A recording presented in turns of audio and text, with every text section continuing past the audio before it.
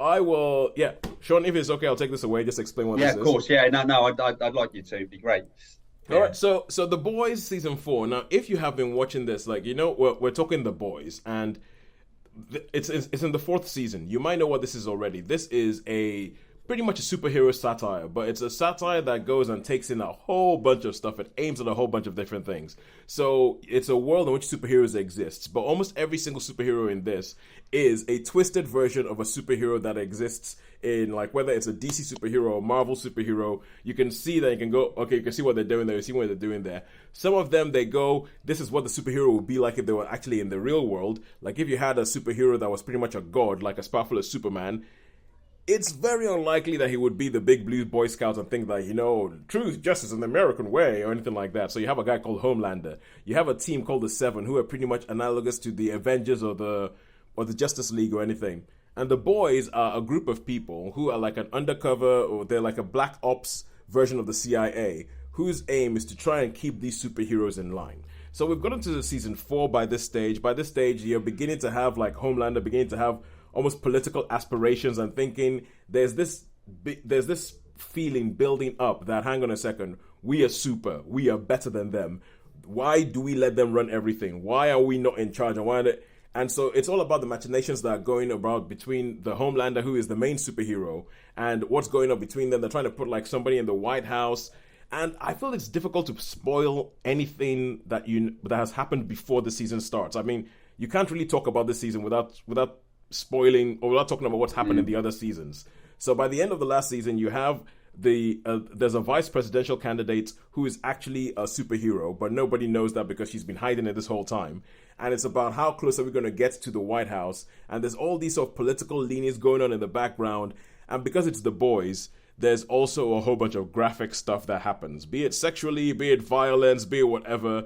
They seem, the Boys is written, and even the book it's based on, to almost kind of shock and to be irreverent and to be and to not treat any, like, we're not going to treat Superman with any reverence, we're going to treat Spider-Man with any reverence. This is how weird they would be in real life.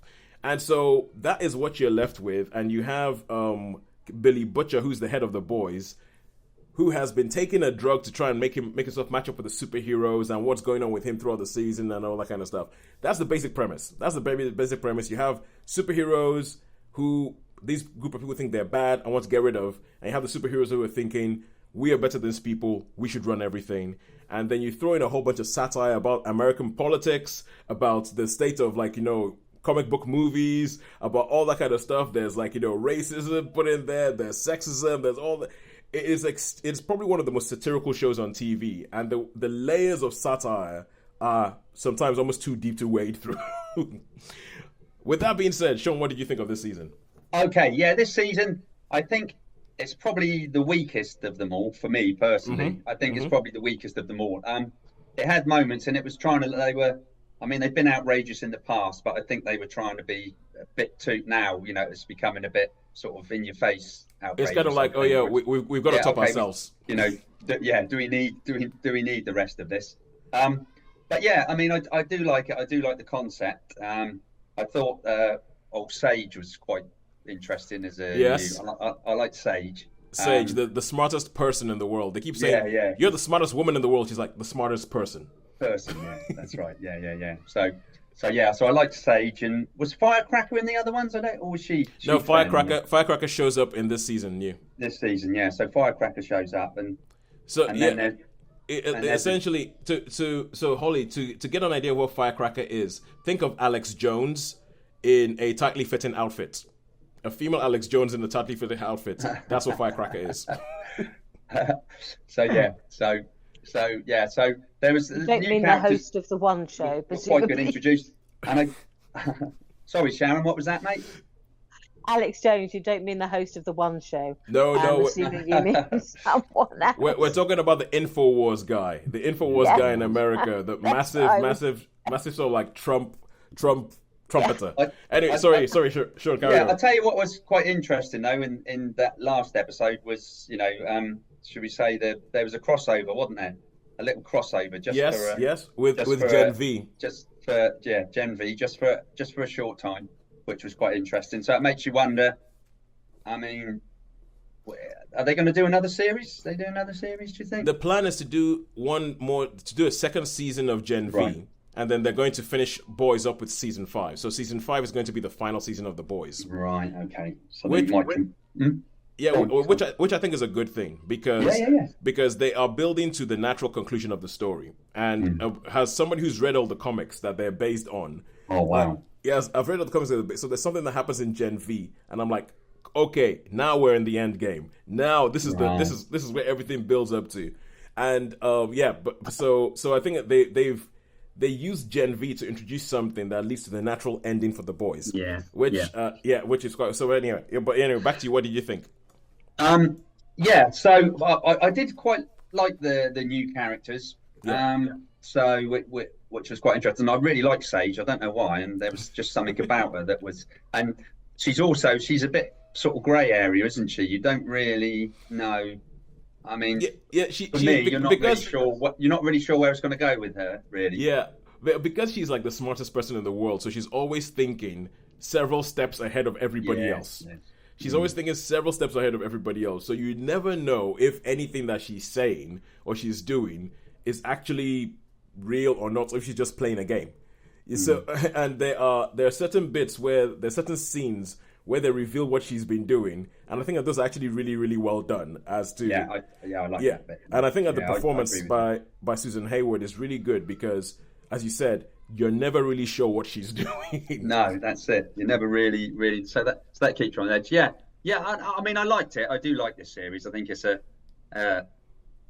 but for me, and perhaps this one was a little bit more all over the place. You know what I mean? It was sort of it wasn't. Whereas you could lose what was going on really. Perhaps some of the time if you didn't concentrate too much, you think, we're suddenly gone from this bit to that bit. But, on the whole, I thought it was really good. But I'm going to give this one a highish 3. So we got like I was going to say C grade then. So so this would be a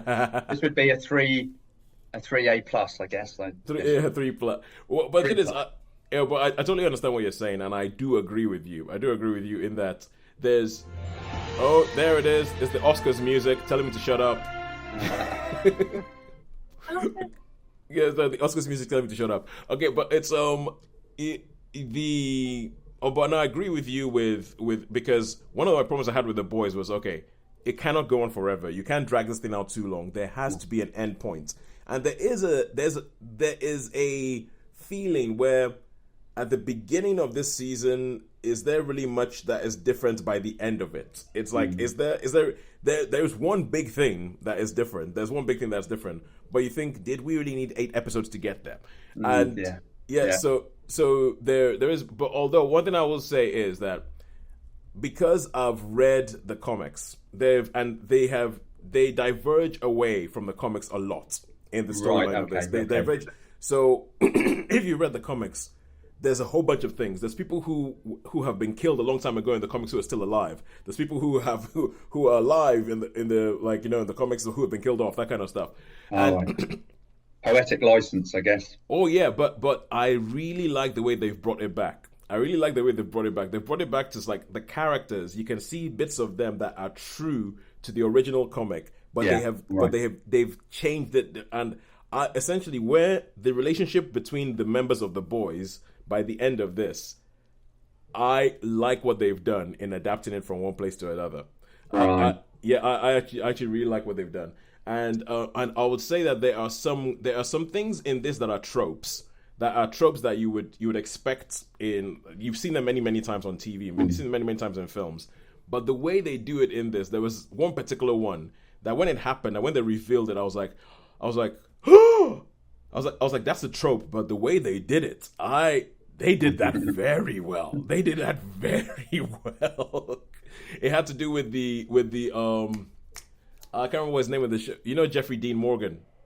The one who turns up. I can't think of his I can't remember his name in the show, but the way, like, something to do with him, the way they did it, I was like, oh, well played, because it's a massive trope that happens all the time, but I did not see it coming. I did not see it coming. Don't you think, though, with Jeffrey Dean Morgan, he's playing Negan every time he shows up on screen. Yeah, I mean, the same as in that, what was the big ape one? the big with the Rock. He was in that one as well. Oh, yeah, Rampage. Rampage. Rampage. Yeah, he was in that, playing like a cop Negan. Yeah, pretty much. Yeah, he has gone to the stage where he shows up and he plays Negan in everything he does. Yeah, he has done that. And I would just about, I think I'm pretty much the same as you, Sean. I would just about give The Boys season 4 a 4. Like, 4, yeah. just about tips into a 4.